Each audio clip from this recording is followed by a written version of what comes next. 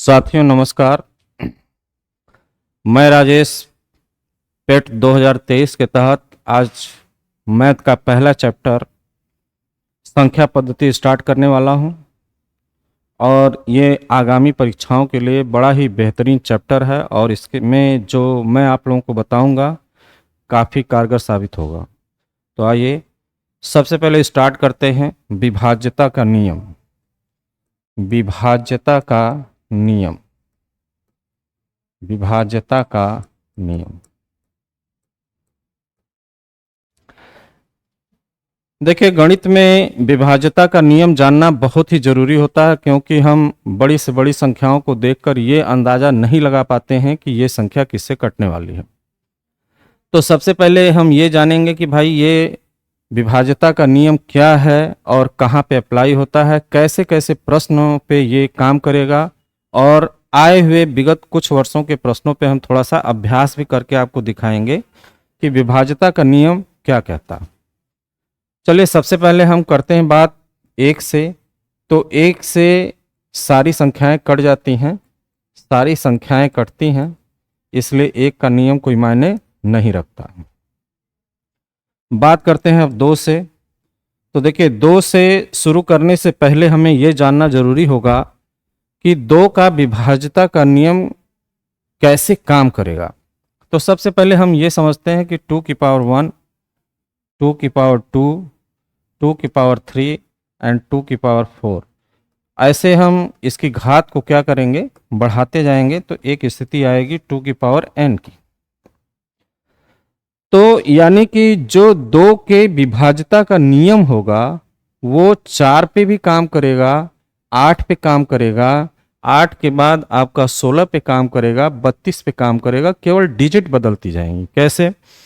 अब आप देखें यहाँ कि 2 की घाते 1 है, तो 2 की पावर जब 1 है तो 2 की पावर 1 का मतलब कि 2 होता है। तो 2 से विभाज्यता का नियम बनाने के लिए करना क्या है, उसका इकाई का अंक 0 होगा या 2 का मल्टीपल होगा। 2 का क्या होगा, मल्टीपल होगा। बात समझिएगा, उसका इकाई का अंक 0 होगा या फिर 2 का क्या होगा, मल्टीपल होगा। इसी तरीके से 2 की पावर 2 का मान कितना होता है बच्चा, 4 होता है। तो इसका इकाई मतलब अंतिम 2 अंक या तो 2 बार 0 होगा, 2 0 होगा, या फिर 4 का क्या होगा, मल्टीपल होगा। इसी तरह से 2 की पावर 3 का मान 8 होता है, तो अंतिम 3 अंक या तो 3 0 होना चाहिए या फिर 8 का मल्टीपल होना चाहिए, 8 का मल्टीपल होना चाहिए। और इसी तरह से 2 की पावर 4 का मान 16, तो अंतिम 4 अंक, यहाँ पे देखिए जितनी घात लेंगे उतना ही अंतिम अंकों को देखना होगा।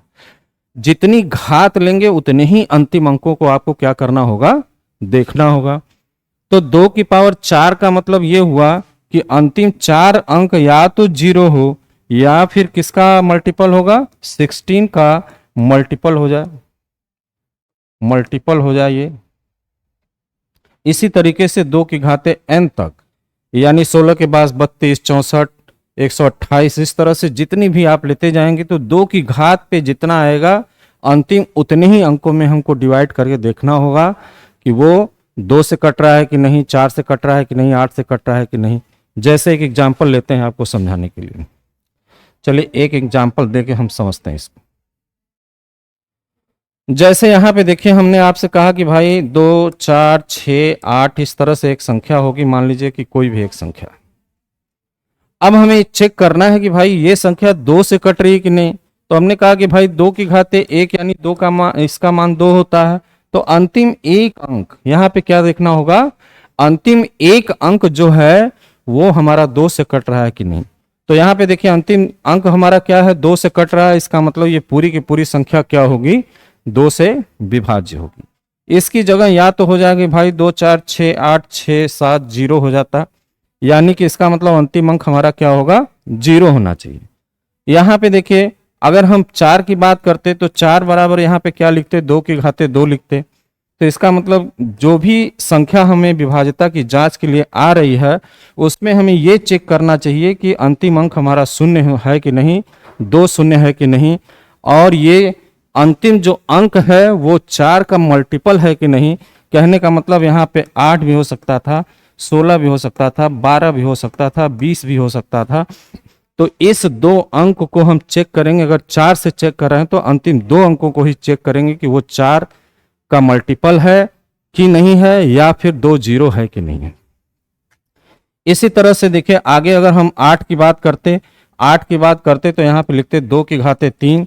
इसका मतलब जो हमें संख्या मिल रही है उसमें हम चेक करेंगे कि अंतिम हमारा 3 अंक शून्य है कि नहीं है। अगर 3 शून्य होगा तो 8 से हमारा डिविजिबल होगा। अगर अंतिम ऐसे भी रहता या ऐसे भी होता तो हमारा संख्या क्या होती, ये 3 अंक 8 के मल्टीपल में चेक करना होगा कि 3 अंक हमारा 8 का मल्टीपल बनता है कि नहीं बनता। अगर दोस्तों 8 का मल्टीपल होगा या 3 शून्य होगा तो वह संख्या निश्चित रूप से क्या होगी, 8 से विभाज्य होगी। इसी तरह से बात कर लेते हैं बेटा 16 की। तो 16 का मतलब 2 की घाते 4 होता है, यानी अंतिम 4 अंकों के बारे में हमको चेक करना होगा कि वो संख्या हमारी अंतिम जो 4 है वो शून्य है कि नहीं।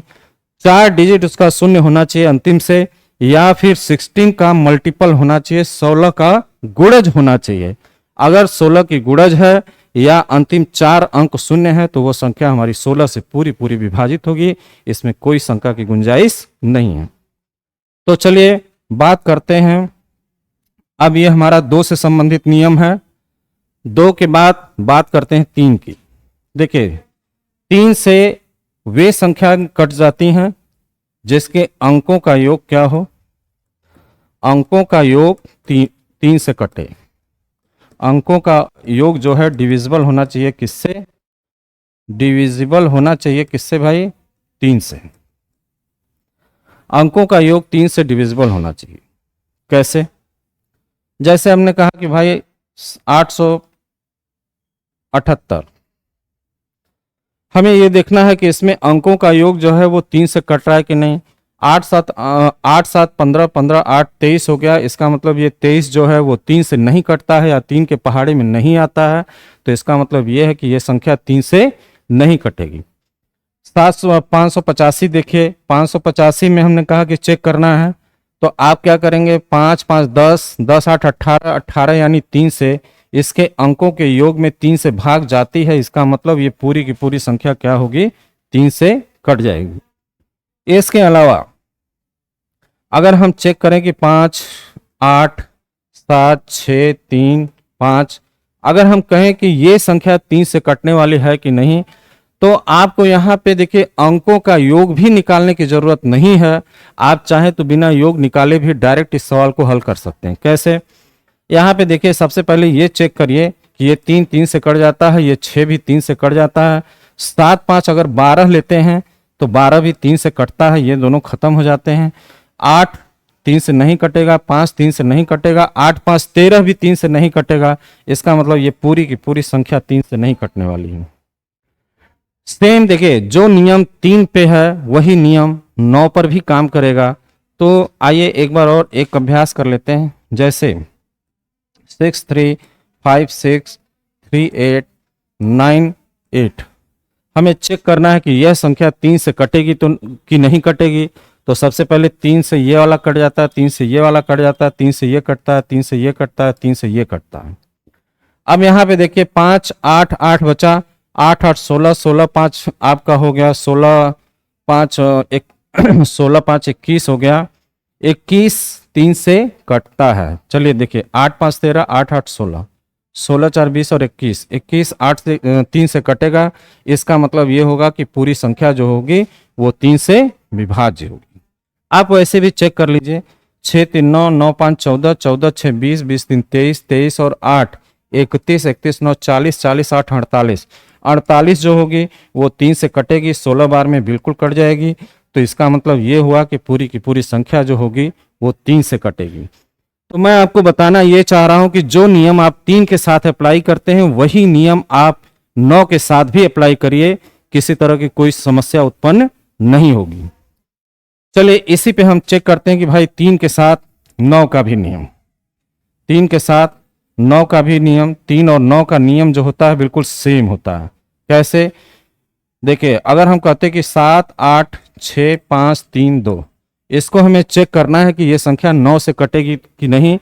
तो सबसे पहले अंकों का योग निकालिए, अंकों के योग में 9 से भाग दीजिए। अगर वो संख्या कट जाती है, वो योगफल 9 से कट जाता है, तो इसका मतलब ये होगा कि पूरी की पूरी संख्या आपकी 9 से कटेगी। चलिए 8 7 15 15 6 21 21 5 26 26 3 29 29 2 31 31 आपका 9 से नहीं कटता है, इसका मतलब ये संख्या 9 से नहीं कटेगी। चलिए यहाँ पे देखिए 5 4 6 3 2 3 2 3 4। अब यहाँ पे देखिए ये संख्या आपका 9 से कटता है कि नहीं, चेक करना है तो क्या करेंगे। चलिए अंकों का योग निकालिए। 5 4 9 6 15 3 18 2 20 20 7 27 27 9 से कटता है, इसका मतलब ये 9 से कटेगा। एक नियम तो बच्चा ये है कि आप अंकों का योग निकाल के आप 9 से भाग दे लीजिए। अगर वो कट जाता है 9 से, तो इसका मतलब ये होगा कि पूरी की पूरी संख्या 9 से कटेगी, अन्यथा 9 से नहीं कट रहा है तो इसका मतलब वो संख्या जो है वो 9 से नहीं कटने वाली। एक नियम ये कहता है कि 5 4 का योग 9 बनता है, 9 से कटता है। 6 3 9 का योग बनता है, 4 3 7 2 9 बनता है, इसका मतलब ये 9 से कट जाता है, तो पूरी की पूरी संख्या आपका 9 से डिवाइड होगी। तो देखिए यहाँ पे क्या हुआ कि 3 9 सेम रूल है। अगर 3 से चेक कर रहे हैं तो अंकों के योग में 3 से भाग जानी चाहिए। अगर 9 से हम चेक कर रहे हैं तो अंकों के योग में 9 से भाग जानी चाहिए। तो आपने यहाँ पे विभाज्यता देखा 2 4 8 की विभाज्यता देखा, फिर 3 और 9 की देखा। इसके बाद हमारा बचता है 5। चलिए देखिए 5 की घाते 1, 5 की घाते 2, 5 की घाते 3, इतने से ही चेक कर लेते हैं। इसका मान 5 होगा, इसका मान 25 होगा, इसका मान 125 होगा। अब यहां पे देखिए जो संख्या का अंतिम अंक है, अगर 5 से हम चेक कर रहे हैं तो अंतिम अंक 0 या 5 का मल्टीपल होना चाहिए। 0 या 5 का मल्टीपल होना चाहिए। अगर 25 से चेक कर रहे हैं तो घात पे 2 है, इसका मतलब अंतिम 2 अंक 0 होना चाहिए या फिर 25 का मल्टीपल होना चाहिए। बात समझिए। और 125 से चेक कर रहे हैं तो इसका मतलब अंतिम 3 अंक 0 होना चाहिए या फिर 125 का मल्टीपल होना चाहिए। इस तरह से हम इसको आगे भी बढ़ा सकते हैं। 5 की घाते n तक आप चाहें जहां तक ले सकते हैं। आइए इसका उपयोग करके देखते हैं। अगर हमने कहा कि भाई 6 7 8 9 0 0, क्या ये 5 से कटता है? तो 5 से विभाज्यता के नियम में सिर्फ हमको यूनिट डिजिट ही चेक करना है, या तो 0 होगा या 5 होगा। यह संख्या निश्चित रूप से 5 से कटेगी। इसके बाद अगर कहते कि भाई 17 85 8 7 5 क्या 25 से कटता है कि नहीं, तो आप कहेंगे यस सर कटेगा, क्योंकि 25 बराबर 5 की घाते 2 होता है। यानी अंतिम 2 अंकों में अगर 25 से भाग लगती है तो वो संख्या पूरी पूरी 5 से आपकी कट जाएगी। इसके बाद जरा सा देखिए यहाँ पे क्या होगा। 125 की बात करते तो यहाँ पे अगर हम 6 7 8 5 0 0 0 0 5 लें तो क्या ये 25 से कटेगा? अंतिम 3 अंक लेंगे, ये 125 से नहीं कटेगा। अगर हम बात करते 17 176 8 7 8 7 525, तो क्या ये 125 से कटेगा? नहीं कटेगा। तो कहने का मतलब ये है कि अगर अंतिम 3 अंक 125 या 125 का मल्टीपल है या 3 शून्य है तो वह संख्या 125 से कटेगी, अन्यथा बच्चा ये संख्या 125 से कटने वाली नहीं है। तो हमने चेक क्या किया, यहाँ पे देखिए हमने ये चेक किया विभाज्यता के नियम में, 5 का चेक किया, 25 का चेक किया, 125 का चेक किया, बचा क्या? अब यहाँ पे देखिए आपका बच जाता है 6 और 7। चलिए बात करते हैं 6 और 7 की। ध्यान से देखिए 6 से विभाज्यता का नियम क्या कहता है? 6 से विभाज्यता का नियम कहता है कि भाई 6 एक ऐसी संख्या है जिसमें हम 6 से डायरेक्ट भाग दे के चेक कर सकते हैं, या फिर इसको 2 पार्ट में इस तरह से तोड़िए जैसे 2 गुणे 3 कर लीजिए। ये पेयर आपका ऐसा बनना चाहिए जो सह अभाज्य का जोड़ा बनाता हो, सह अभाज्य का जोड़ा बनाता हो। सह अभाज्य का मतलब को प्राइम आपका ये नंबर होना चाहिए। और ये दोनों जोड़ा, अगर ये दोनों संख्याएं आपस में को प्राइम है, तब आप इन दोनों संख्याओं से विभाज्यता की जांच कर लीजिए। अगर जो संख्या 2 से भी कट रही होगी, जो संख्या 3 से भी कट रही होगी, वह संख्या पूरी पूरी क्या होगी, 6 से विभाजित होगी। जैसे 7 8 5, ये हो गया 7 5 12, 12 8 20, 20 और 1 21, और यहां पे हमने ले लिया 0। अब जरा सा देखिए, अगर हमें 6 से विभाज्यता की जांच करनी है तो 6 से विभाज्यता के लिए हमको इसमें 2 गुणे 3 करना होगा। 2 से ये संख्या कटेगी, बिल्कुल कटेगी। 3 से काटने के लिए हमने कहा कि भाई ठीक है, 5 1 6, 8 7 15 कटता है 3 से, इसका मतलब ये पूरी की पूरी संख्या बेटा 6 से क्या होगी, कट जाएगी। तो ये 6 पे ही लागू नहीं होगा, ऐसी बहुत सारी संख्याएं जो कि गुणज होती हैं दो संख्याओं में, तो हमको क्या करना होगा, गुणा करने पर वह संख्या अगर प्राप्त होती है तो हमको ये चेक करना होगा कि उसका को प्राइम में तोड़ लें। तोड़ने के बाद प्रत्येक संख्या से विभाज्यता की जांच कर लें, और जांच करने के बाद अगर पाया जाता है कि यह संख्या उससे कट रही है, दोनों जोड़ों से कट रही है, दोनों संख्याओं से कट रही है, पूरे पेयर से कट रही है, तो इसका मतलब कि वो संख्या बड़ी वाली संख्या से भी क्या होगी, कट जाएगी। अब बात करते हैं 7 की। देखिए 7 से विभाज्यता का नियम जो होता है वो थोड़ा सा अलग होता है। 7 का जो विभाज्यता होता है वो थोड़ा अलग होता है। अलग किस मायने में है, जैसे हमने कहा कि भाई 37 75 ये संख्या 7 से कटेगी कि नहीं, तो सबसे पहला काम तो इसका यूनिट डिजिट का क्या कर लीजिए, दोगुना कर लीजिए। 5 का दुगना 10 होगा, 10 इसमें से क्या करिए, घटा दीजिए। तो 10 घटाएंगे तो ये हो जाएगा 367। अभी कुछ नहीं बैठता है तो फिर से इसका दुगना कर लीजिए, 7 दुना के 14, इसमें से माइनस कर लीजिए, तो यहाँ बचा 2 और यहाँ बचा 2। इसका मतलब ये संख्या 22 आ रही है। 22 7 से नहीं कटती है, 7 का मल्टीपल नहीं है,